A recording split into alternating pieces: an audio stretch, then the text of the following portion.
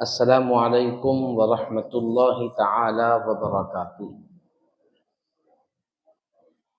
معزز حاضرین اکرام، نماز فجر کے فوری بعد دینی تربیتی مختصر وقت کا یہ اجتماع جو انتظامی کمیٹی کی طرف سے فجر بیداری مہم علماء نظامیہ آرگنائزیشن کے اشتراک سے منعقد کیا گیا ہے، الحمدللہ اللہ کے فضل و کرم سے اس کا سلسلہ جاری ہے۔ اللہ تعالیٰ اپنی بارگاہ میں ان کوششوں کو درجہ قبولیت عطا فرمائے، اور اللہ سبحانہ و تعالیٰ ہمیں پوری زندگی پابندی کے ساتھ صبح بیدار ہونے اور صبح کا پہلا فرض یعنی فجر کی نماز ادا کرتے رہنے کی توفیق رفیق عطا فرمائے۔ کل توحید و رسالت کا اقرار یعنی اسلام کے ارکان کے تعلق سے ہم نے پڑھا کہ اسلام کے بنیادی ارکان 5 ہے۔ توحید و رسالت یعنی کلمہ طیبہ، دوسرا نماز پڑھنا، تیسرا رمضان کے روزے رکھنا، چوتھا زکوٰۃ دینا، پانچواں حج کرنا۔ یہ ارکان اسلام کے اہم ستون ہے، اہم پلر ہے، جس پہ دین اسلام قائم ہے، اور اس پر عمل کرنے والا پکا مسلمان کہلاتا ہے، اور جو عمل نہ کرے وہ کچا مسلمان کہلاتا ہے۔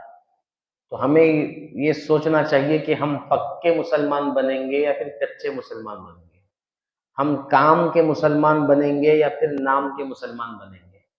یعنی اگر ہم احکامات خداوندی پر دل و جان سے عمل کریں گے تو حقیقت میں ہم اسلام کے احکامات اور اس کی بنیاد کو مضبوط کرنے والے پکے مسلمان بنیں گے، اور ہم ایمان تو لا چکے لیکن احکامات خداوندی و احکامات رسول صلی اللہ علیہ وسلم کی پابندی نہیں کریں گے تو مومن تو ہم کہلائیں گے کلمہ پڑھ کر، لیکن پکے مسلمان نہیں کہلائیں گے، جس کے سبب ہم کو بروز قیامت سوال کیا جائے گا اور ہمیں اس کا جواب دینا ہوگا۔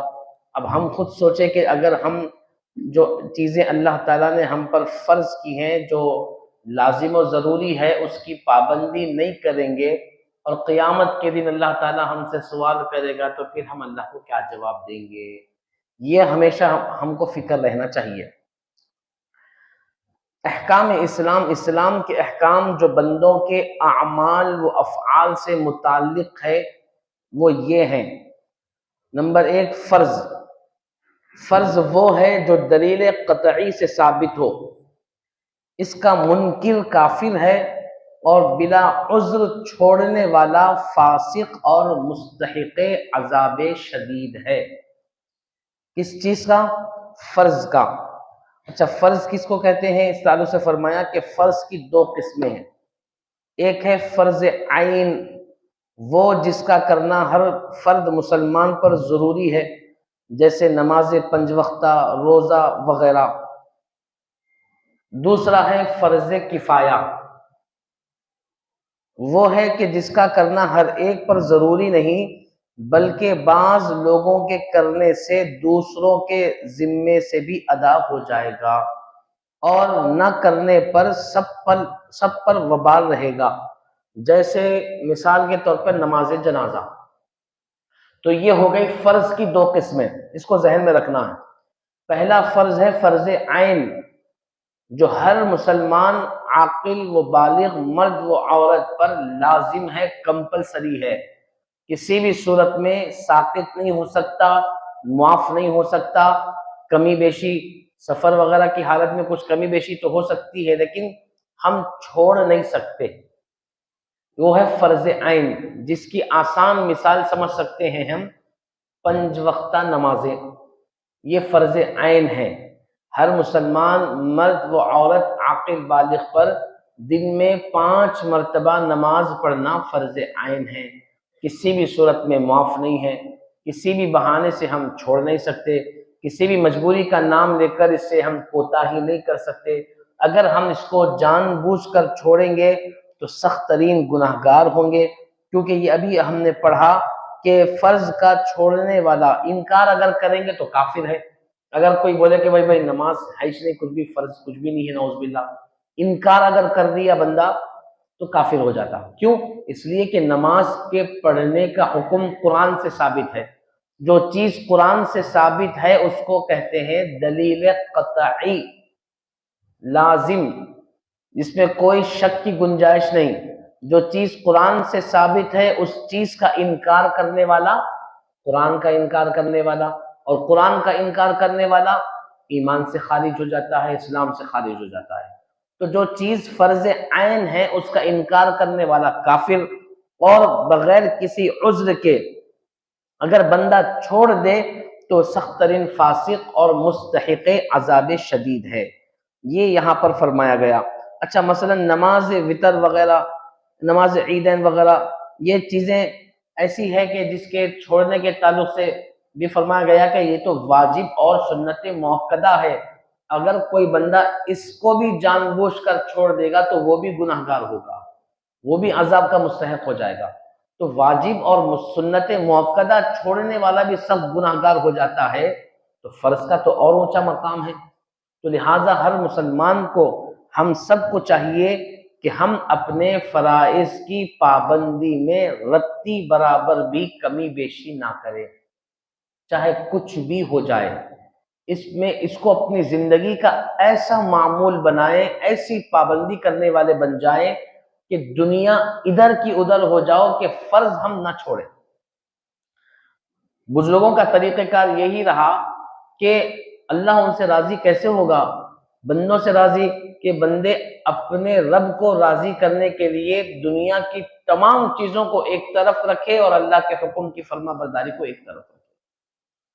اس کی پابندی کے متعلق ایسے ہم پابند ہو جائیں، اس طریقے سے کوشش کریں کہ چاہے کچھ بھی زندگی میں سچویشن ہمارے آ جائے، ہم فرض کی ادائیگی میں کوتاہی نہ کریں. بزرگوں نے فرمایا مستقل مزاجی اگر فرض ادا کرنے میں بندے کے پاس آ جائے تو پھر اس سے بڑا خوش نصیب بندہ کوئی نہیں ہے. اچھا، مستقل مزاجی کس کو بولتے ہیں؟ جس میں پابندی ہو، ناغہ نہ ہو. اب اس کے لیے کیا ہے؟ مثال کے طور پر گھر میں دعوت ہے. اب گھر میں دعوت ہے تو ہم ذمہ دار ہیں. اب گھر کی دعوت کی فکر میں ہم نمازیں چھوڑ دیتے، شادی خانے کو جانا ہے، وہ سودا لانے کا ہے، وہ مہمانوں کو دیکھنے کا ہے، وہ فلاں کام کرنا ہے، ان کا استقبال کرنا ہے، لوگوں کو کھانا کھلانا ہے. یہ تمام چیزیں سوچ کر ہم فرض، وہ چیز ثواب کا ذریعہ ہے بے شک.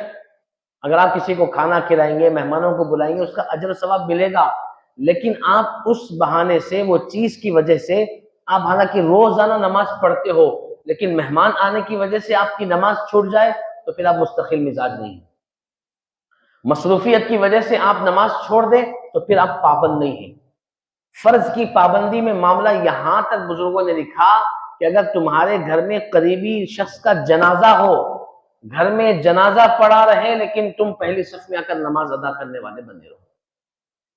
اپنے سگے والد کا، دادا کا، اپنے قریب سے قریب تر شخص کا بھی اگر انتقال ہو جائے، گھر میں جنازہ رکھا ہوا ہے، تو آپ اس جنازے کے غم میں اتنے بھی مبتلا نہ ہو جاؤ کہ فرض تمہاری چھوٹ جائے. اپنے قریبی جانے کا غم اپنی جگہ، لیکن تمہارا فرض عین اپنی جگہ جو کا تو برقرار رہے گا.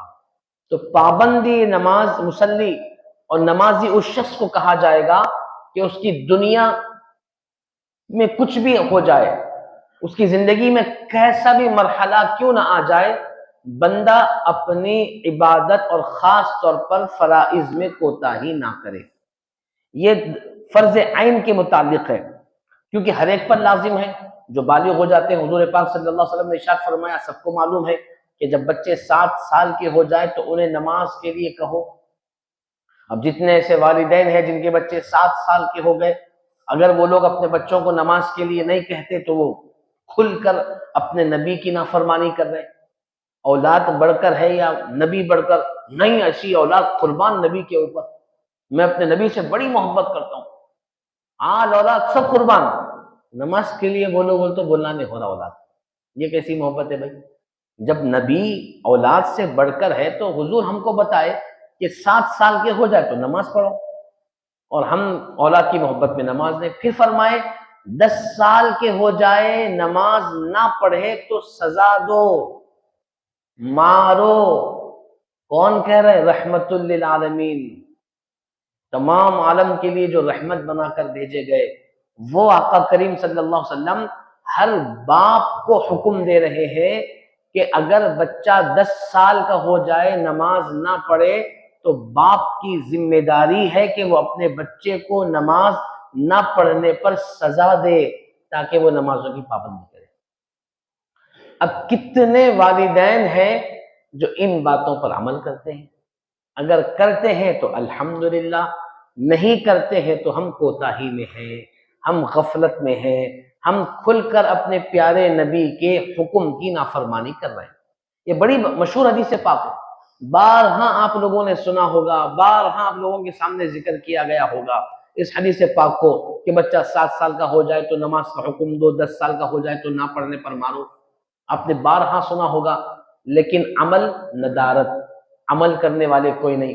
تو میرے بزرگوں، نوجوانوں، یہ ہماری محافل، یہ مجلس کا مقصد یہی ہے کہ ہم ان چیزوں کو سیکھ کر اس پر عمل کرنے والے بنیں. والد نماز پڑھ رہے ہیں، بہت اچھی بات ہے، لیکن اولاد کے ساتھ پڑھ رہے ہیں تو یہ بہت ہی زیادہ اچھی بات ہے. وہ کہتے ہیں نا سونے پہ سہاگا. آپ والد ہے بحیثیت باپ، آپ ایک مسلمان ہیں، آپ نماز پڑھ رہے ہیں لیکن آپ کی اولاد نماز نہیں پڑھ رہی ہے، تو آپ اپنا تو حق ادا کر رہے ہیں لیکن اولاد کا حق ادا نہیں کر رہے ہیں. تو فرض عین کے معاملے میں کوئی کمپرومائز نہیں ہوگا. جہاں پر فرض کا معاملہ آ جائے تو میرے بزرگوں، آقا کریم صلی اللہ علیہ وسلم نے ارشاد فرمایا کہ جو مرد اپنی عورت کو فجر کی نماز کے لیے اٹھائے، یا کوئی عورت اپنے مرد کو، اپنے شوہر کو فرض نماز کے لیے اٹھائے، اور جب وہ اٹھ جائے نماز ادا کرنے کے لیے، جب وہ اٹھے تو اللہ کی رحمت ان دونوں کو دیکھ کر مسکراتی ہے. حضور نے فرمایا کہ اللہ تعالیٰ ان میاں بیوی سے خوش ہوتا ہے، رحمت دیکھ کر ان کو مسکراتی ہے جو میاں بیوی ایک دوسرے کو نماز فجر یا صبح کی نماز پڑھنے کے لیے جگاتے ہیں، بیدار کرتے ہیں. تو ہمارے پاس یہ معمول ہے، یہ ماحول ہے، الا ماشاءاللہ ہوگا. اگر ہے تو بہت اچھی بات ہے، اور اگر نہیں ہے تو بحیثیت شوہر ذمہ داری ہے کہ آپ اپنی اہلیہ کو، اپنے گھر والوں کو بھی نماز کے لیے اٹھائیں، ان کو نماز کے لیے جگائیں. الغرض فرض عین کے معاملے میں یہ معاملہ ہے. تو یہ دو فرض کی 2 قسمیں بیان کی گئی. ایک فرض عین جو لازم ہے، کمپلسری ہے، کسی بھی حالت میں نہیں چھوڑ سکتے، چھوڑنے والا سخت فاسق اور مستحق عذاب ہے. اور دوسرا ہے فرض کفایہ. فرض کفایہ کا مطلب یہ ہے کہ اگر چند لوگ بھی اس کو ادا کر لیں گے تو پورے لوگوں کے سر پہ سے اس کی ذمہ داری ہٹ جائے گی.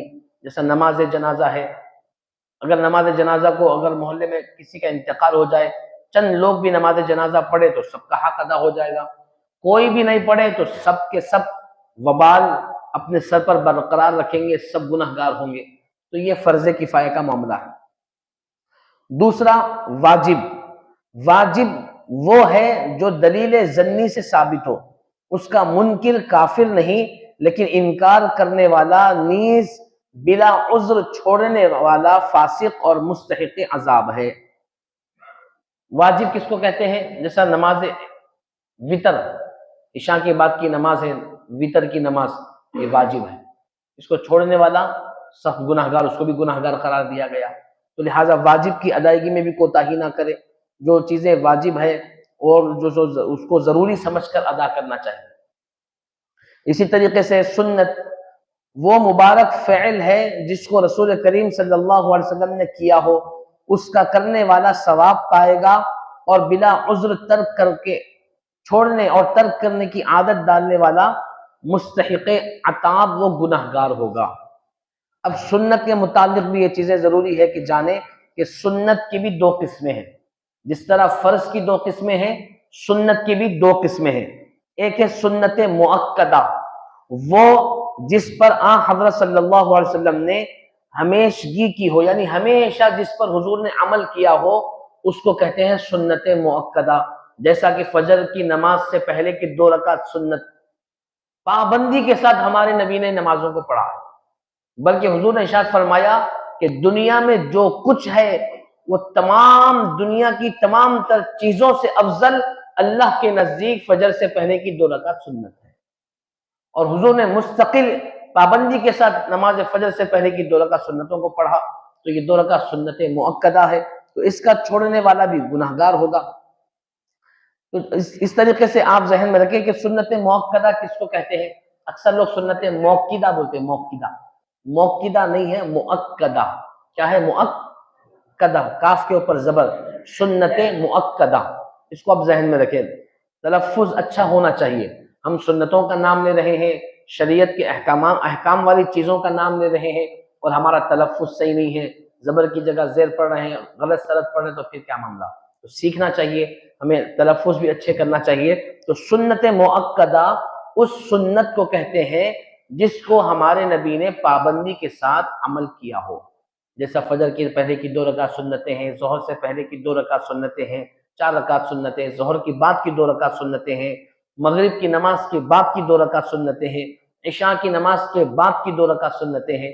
یہ سنت مؤکدہ، کچھ بھی ہو جائے اس کو چھوڑنا نہیں ہے، ہمیں کوشش کرنا ہے کہ اس کو ہم پڑھیں، اس کا بڑا اجر و ثواب ہوگا، بڑی اس کی نیکیاں ملیں گی، بڑی برکتیں ہوں گی۔ تو سنت ایک ہوگا سنت مؤکدہ، دوسرا ہے سنت غیر مؤکدہ، جس کو نفل بھی کہہ سکتے ہیں آپ۔ یعنی سنت غیر مؤکدہ وہ ہے کہ جس کو حضور صلی اللہ علیہ وسلم نے کبھی کیا ہو اور کبھی چھوڑ بھی دیا ہو، اس کا کرنے والا ثواب کا مستحق ہوگا، لیکن بلا عذر چھوڑنے والا گناہگار نہیں، یہ مستحب میں داخل ہے، یعنی نفل اگر آپ پڑھیں گے تو اجر و ثواب ملے گا، نہیں پڑھیں گے تو کوئی گناہ بھی نہیں ہوگا۔ جیسے کہ عصر کی نماز سے فرض سے پہلے 4 رکعت سنت، عصر سے پہلے کے 4 رکعت سنت، سنت غیر مؤکدہ، ٹھیک ہے۔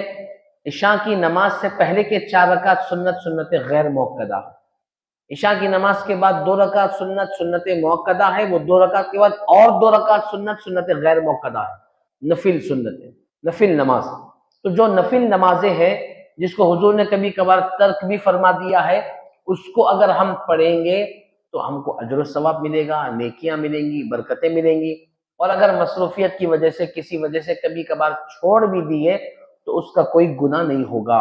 تو یہ سنت کی 2 قسمیں ہو گئی، سنت مؤکدہ اور سنت غیر مؤکدہ۔ اسی طریقے سے تیسرا ہو گیا سنت کی تعریف۔ چوتھی چیز ہے مستحب، وہ ہے کہ جس کے کرنے پر ثواب ہو لیکن نہ کرنے پر کوئی عذاب نہیں، اس کو نفل کہتے ہیں۔ اسی طریقے سے حلال وہ ہے کہ جس کا کرنا دلیل قطعی سے درست و جائز ہو۔ حلال چیزیں کس کو کہتے ہیں؟ جس کا استعمال کرنا، جس کو اختیار کرنا دلیل قطعی یعنی قرآن سے جو چیزیں ثابت ہے۔ اسی طریقے سے حرام کہ جس کا نہ کرنا دلیل قطعی سے ثابت ہو، یعنی قرآن سے جن چیزوں کو منع کیا گیا، قرآن میں جن چیزوں کے نہ کرنے کے لیے حکم دیا گیا، ان چیزوں کو نہ کرنا یہ لازم و ضروری ہے، جس کو کہتے ہیں حرام۔ اور اس کو حلال جاننے والا کافر ہو جاتا۔ جو چیزیں حرام ہے اگر کوئی بندہ اس کو حلال جانے، جیسے شراب ہے، شراب اسلام میں حرام ہے، اور اگر کوئی بولے کہ بھئی نہیں حلال ہے نعوذ باللہ، تو اس کا ایمان چلا جائے گا۔ اس طریقے کی دوسری چیزوں کو بھی دیکھ لیں آپ، جتنی حرام چیزیں ہیں شریعت مطہرہ میں، جس کو قرآن میں خاص طور پر ذکر کر دیا گیا، اگر کوئی بندہ اس کو حلال جانے گا تو ایمان سے ہاتھ دھو بیٹھے گا۔ اس میں احتیاط کرنا ضروری ہے۔ اس کے علاوہ بتایا گیا مکروہ وہ ہے کہ جس کی ممانعت دلیل ظنی سے ثابت ہو۔ مکروہ کی بھی 2 قسمیں ہیں، ایک ہے مکروہ تحریمی جو حرام کے قریب ہے، مکروہ تحریمی حرام کے قریب، جیسا کہ مثال کے طور پر پہلے تو بہت زمانے سے چلا رہا ہے جھینگا کھانا، پرانس جس کو کہتے ہیں نا، بڑے لوگ بڑی دعوتوں میں اپنے رکھتے ہیں، یہ حرام کو لگ کے ہے، پرانس کھانا ہے، جھینگا کھانا مکروہ تحریمی پہلے قرار دیا گیا تھا۔ اب حال میں تو جامع نظامیہ کا فتویٰ آیا کہ کھانا حرامیچ ہے، کیونکہ یہ کوئی مچھلی کی نسل سے نہیں بلکہ جھینگڑ بول کے ایک کیڑا ہے، وہ کیڑے کی نسل سے ہے، لہٰذا اس کو نہیں کھانا چاہیے بول کے فتویٰ بھی آیا۔ لیکن جو لوگ کثرت سے جو اس پہ یہ سوچتے ہیں کہ بھئی یہ مکروہ تحریمی ہے، ان کو بھی خیال کرنا چاہیے کہ مکروہ تحریمی کا مطلب ہے حرام کے قریب قریب. دوسرا ہے مکروہ تنزیہی، کیونکہ مکروہ کی دو قسمیں بتائی گئی ہے. مکروہ تنزیہی وہ جو حلال کے قریب ہو. ٹھیک ہے. اچھا ایک چیز ذہن میں ہے ہمارے، مکروہ لفظ سن کے ہم یہ سمجھتے ہیں کچھ بھی نہیں ہوتا، مکروہ ہے نا، مکروہ کو بالکل آسان سمجھتے. بعض فقہاء کرام نے بیان فرمایا، یعنی مکروہ کی حقیقت بیان کرنے کے لیے، اس کو سمجھ میں لانے کے لیے بتایا کہ مکروہ کا مطلب یہ ہے کہ آپ کوئی گندی ناپاک چیز اپنے جیب میں رکھ لینا. رکھتے کراہیت کتنی ہوتی؟ یا پھر آپ کو زکام ہو گیا، ناک صاف کرنا ہے، وہ ناک اپنے جیب میں نکال کے صاف کر لے کے رکھ لینا. کر سکتے؟ کراہیت ہوتی. تو فرمایا کہ اس کی جتنی کراہیت ہوتی اس سے بڑھ کر مکروہ کو قرار دیا گیا. مکروہ کا مطلب ہے کہ وہ عمل کہ جس کی شریعت کو میں کراہیت محسوس کی گئی، شریعت نے جس کو کراہیت کہا ہے ان چیزوں کو مکروہ کہا جاتا ہے.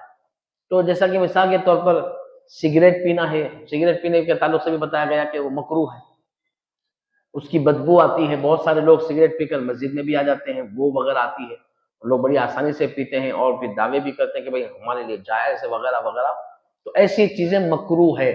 اور مکروہ کی کراہیت کو آپ ذہن میں رکھیں کہ اپنے اوپر کے جیب میں کوئی گندگی کو ڈال لینا، اس کو ہم جیسا پسند نہیں کرتے، شریعت نے ان اعمال کو ویسے ہی پسند نہیں فرمایا ہے. تو لہٰذا مکروہ تمام چیزوں سے ہمیں بچنا چاہیے. اسی طریقے سے مباح وہ ہے کہ جس کا کرنا نہ کرنا دونوں برابر ہے. ایسا عمل کہ جس کے کرنے پر ثواب، نہ کرنے پر کچھ بھی گناہ نہیں ہے. دین، ایمان و اسلام دونوں کے مجموعے کا نام ہے. ایک ہو گیا ایمان، ایک ہو گیا اسلام، اور تیسرا ہو گیا دین. دین کس کو بولتے ہیں؟ سنے ہوں گے نا، دین. دین تو دین، ایمان اور اسلام دونوں کے مجموعے کا نام ہے. یعنی ایمان اور اسلام دونوں کو ملا لیں گے. اللہ اس کے رسول کو ماننے کا نام ایمان، اللہ اس کے رسول کے احکامات کو ماننے کا نام اسلام. ان دونوں کو جب ملا دیں گے تو کیا بن جائے گا؟ دین بن جائے گا. بتایا گیا کہ یہ تعریف دین اسلام کی ہے، ورنہ دین کے عام معنی مذہب و ملت کے ہیں، خواہ کوئی ہو. عام طور پر جو دین کے معنی آتے ہیں وہ مذہب کے آتے ہیں، ملت کے آتے ہیں. اللہ تعالیٰ نے قرآن میں ارشاد فرمایا ان الدین عند اللہ الاسلام، کہ اللہ کے نزدیک سب سے پسندیدہ دین دین اسلام ہے. یہاں تک عقائد صحیحہ کا بیان تھا جن پر قائم رہنے اور ان کو حرز جان بنانے کی ضرورت ہے. اب آگے انشاءاللہ عقائد باطلہ کا ذکر کیا جائے گا جن سے مسلمانوں کو بچنا اور دور رہنا نہایت ضروری ہے. وہ عقائد کو جو عقائد بندوں کو اختیار کرنا چاہیے، ان عقائد کا اب تک ذکر ہوا، اب تک جتنا ہم پڑھے. اب انشاءاللہ کل سے ان عقائد کا ذکر ہوگا کہ جن سے بندے کو بچنا چاہیے. وہ باتیں، وہ خیالات، وہ تصورات، وہ اعمال جس کو شریعت میں سخت ناپسند قرار دیا گیا ہے، ان چیزوں سے بچنا ضروری ہے. انشاءاللہ کل سے ان چیزوں کا بیان آئے گا. اب جن چیزوں کو اختیار کرنے کی عقائد کی جتنی باتیں ہم نے پڑھی ہے ایمان مفصل سے لے کر اب تک، ان تمام عقائد کو اختیار کریں، اس پر آپ غور و فکر کرتے جائیں، توجہ دیتے جائیں. سمجھ میں نہ آئے تو اپنے بڑوں سے پوچھیں، گھر میں ڈسکس کریں، بڑے بھائی چھوٹے بھائی کو پوچھیں، والد اپنی اولاد کو پوچھیں، بچے اپنے والد سے سوال کریں کہ عقائد کے متعلق ہم نے کیا پڑھا.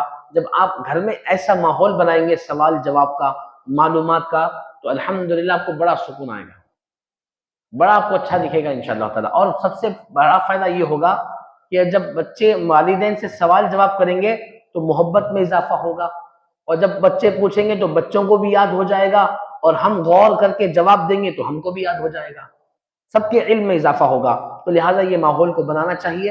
اللہ سبحانہ و تعالیٰ ہمیں کہنے سننے سے زیادہ دل و جان سے عمل کرنے کی توفیق رفیق عطا فرمائے.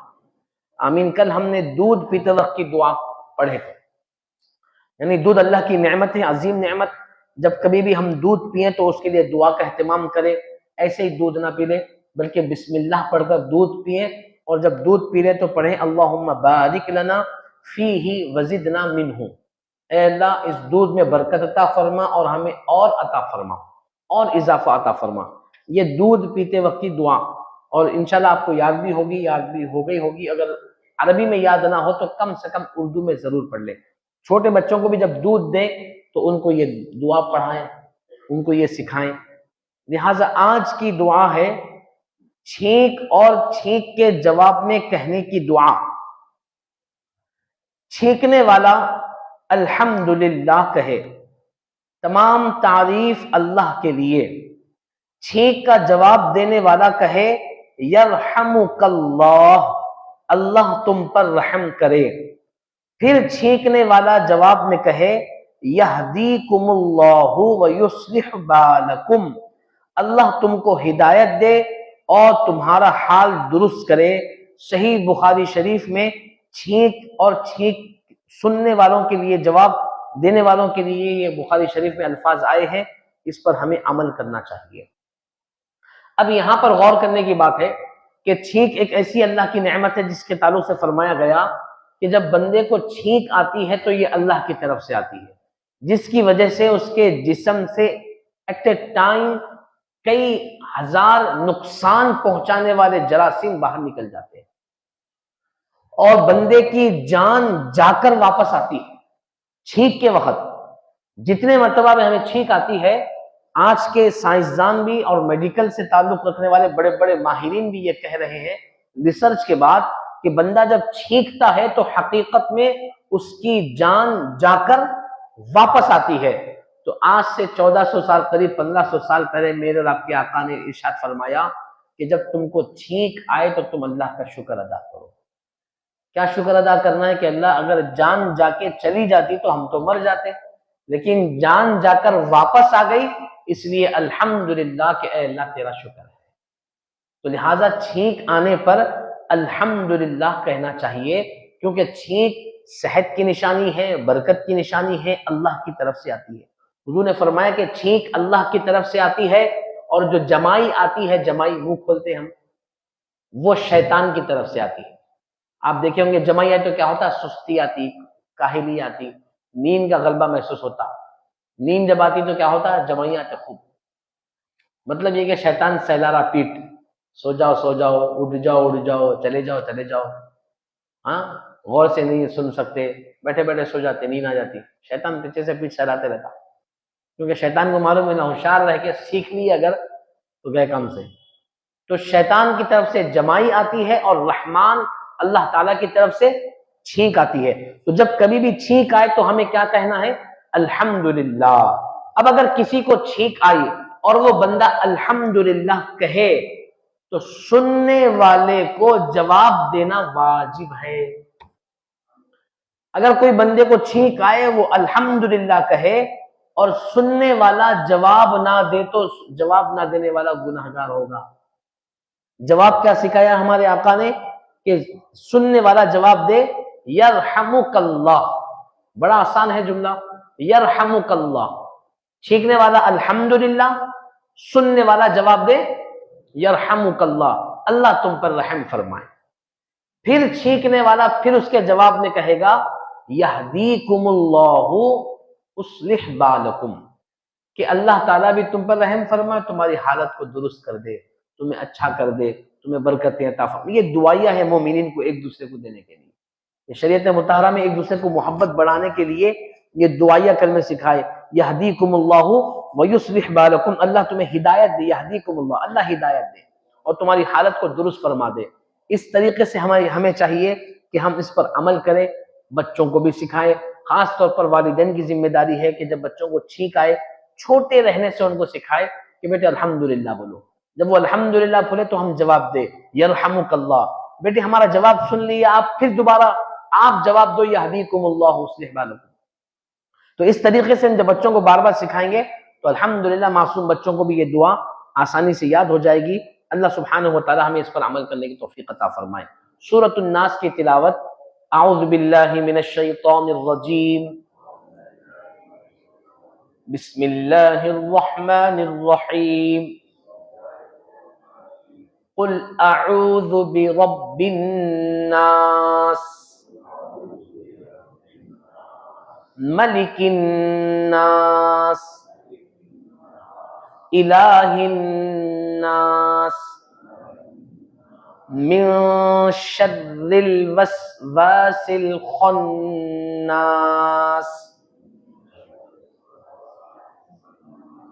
الذي يوسوس في صدور الناس من الجنة والناس. یہ 3 قل ہو گئے، سورہ اخلاص، سورہ فلق، سورہ ناس. آج چوتھا قل اسٹارٹ کریں گے، سورہ کافرون. بسم اللہ الرحمن الرحیم. ہر سورت کے شروع میں بسم اللہ پڑھنا ضروری ہے. قل یا ایھا الکافرون لا اعبد ما تعبدون. یہ جتنا میں کھینچ رہا ہوں اس کو کہتے ہیں مد. جو آیت کے اوپر جو حرف کے اوپر آتا لمبا، ایسا لمبا، اس کو کہتے ہیں مد. اس کو 3 الف کم سے کم، 4 الف کم سے کم کھینچنا چاہیے. مد متصل منفصل ہو تو 3 الف کھینچیں، مد لازم ہو تو 4-5 الف کھینچ سکتے ہیں آپ. تو مد جہاں پر آئے تو تھوڑا لمبا کھینچنا. اکثر نماز میں بھی ہم پڑھے تو قل یا ایھا الکافرون لا اعبد ما تعبدون ولا انتم عابدون ما اعبد. مدہ چلے گئے، غنہ چلے گیا، حرکتیں کہاں کی چلے گئی. ہوتی نماز میں بھی ایسی پڑھنا ہے. قل یا ایھا الکافرون لا اعبد ما تعبد. اس طریقے سے نماز میں تلاوت کرنا ہے.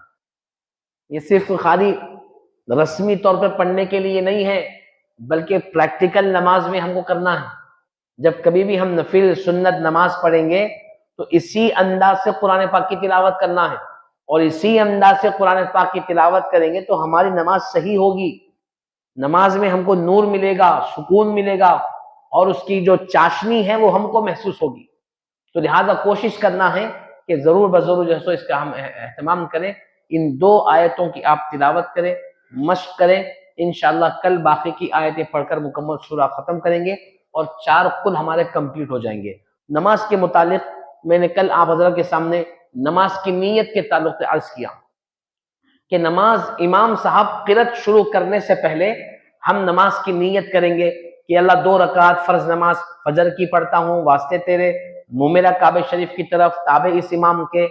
یہ نیت کرنا مستحب ہے. اگر موقع ملا تو کرنا ہے، موقع نہیں ہے تو نہیں کرنا. یہ فرض واجب لازم نہیں ہے. یہ کب تک کر سکتے؟ امام صاحب قرات شروع کرنے سے پہلے تک کر سکتے. رکعت باندھنے سے پہلے اردو میں یہ بولنا ہے، اور اس کے ساتھ یہ بولنا ہے انی وجہت وجہی للذی فطر السماوات والارض حنیفا وما انا من المشرکین.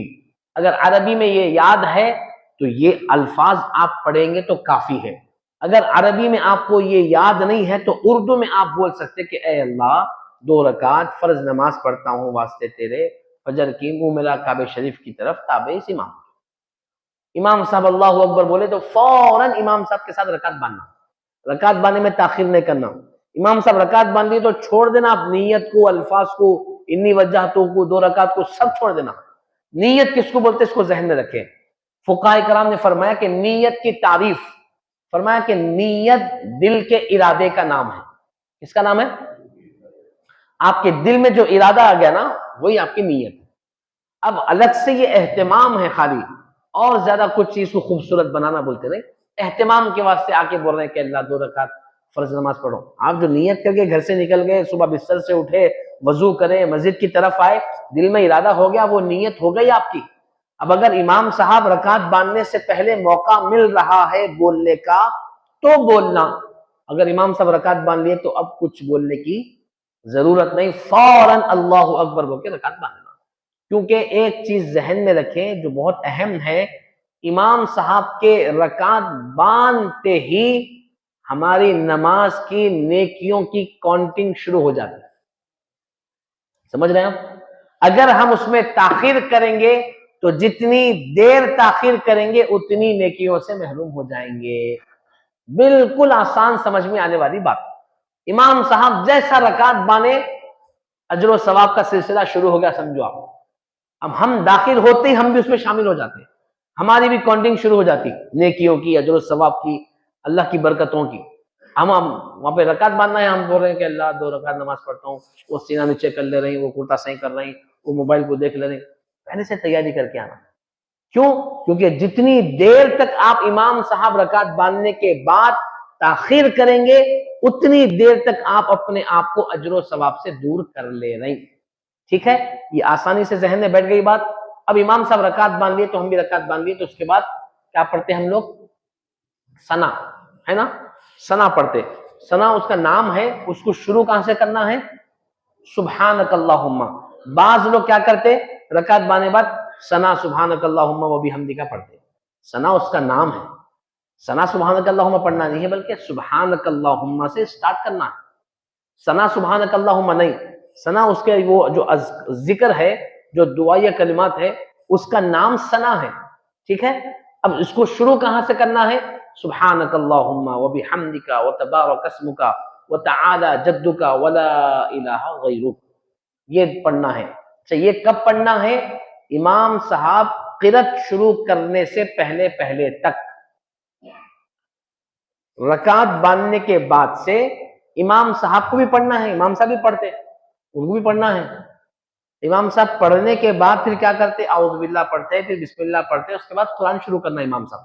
اگر کوئی امام ہے اور انہوں نے کچھ بھی نہ پڑھے, اللہ اکبر الحمدللہ رب العالمین پڑھے, تو غلط, یہ غلط طریقے پہ جا رہے ہو.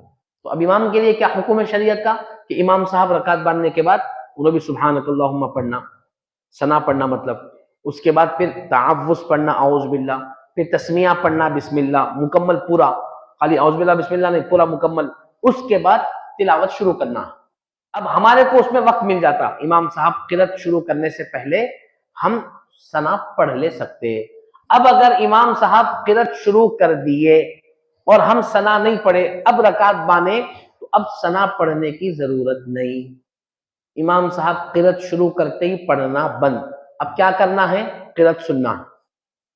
اچھا, فجر میں, مغرب میں, عشاء میں قرات سن لے سکتے. ظہر اثر میں کیا کریں گے؟ تو فقہاء کرام نے فرمایا کہ گیس کرنا, اندازہ لگانا کہ امام صاحب قرات شروع کرے یا نہیں کرے.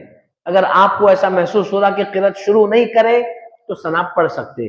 آپ کو یہ محسوس ہو رہا کہ امام صاحب قرات شروع کر دیے تو اب اس وقت بھی ثنا پڑھنے کی ضرورت نہیں ہے.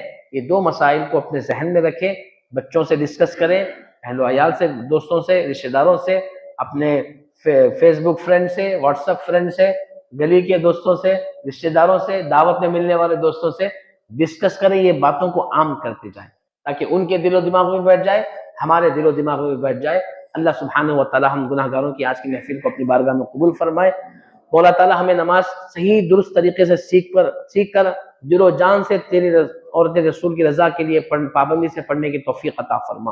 مولا تعالیٰ پکا سچا نمازی بنا دے. مولا تیری رضا کے لیے عبادت کی توفیق عطا فرما. ریاکاری سے, دکھاوے سے بچا لے میرے مولا. ہر عمل اخلاص کے ساتھ کرنے والا بنا دے مولا. پروردگار عالم ہماری محفل کو اپنی بارگاہ میں قبول فرما لے. جو کچھ کہا سنا گیا ہے عمل کی توفیق رفیق عطا فرما. جتنے حاضرین تشریف لائے ہیں, بیٹھے ہیں میرے مولا, سب کو جزائے خیر عطا فرما, سب کو صحت و تندرستی عطا فرما, سب کی عمر میں صحت میں برکت عطا فرما, رزق میں کاروبار میں برکت عطا فرما, اہل و عیال میں برکت عطا فرما, گھروں میں خوشحالی عطا فرما. ہر طرح کے غم سے, پریشانی سے, آزمائش سے, تکلیفوں سے ان کی حفاظت فرما. قدم بقدم تیری رحمتوں کی ان پر برسات عطا فرما. میرے مولا دین سیکھنے کے لیے یہ بیٹھے ہیں میرے مولا, دین کی قربانی دے کر پروردگار عالم ان کے بیٹھنے کو قبول کر لے مولا. ان کو جزائے خیر عطا فرما میرے مولا. تو ان سے راضی ہو جا میرے پروردگار. ہم گناہ گاروں کی چھوٹی پوٹی دعا کو حضور پاک صلی اللہ علیہ وسلم کے صدقے تو فلم قبول فرما. والحمدللہ رب العالمین. اس روز کی دعا جو فجر میں پڑھنے ہیں, بسم اللہ الذی لا یضر مع اسمہ شیء فی الارض ولا فی السماء وهو السمیع العلیم.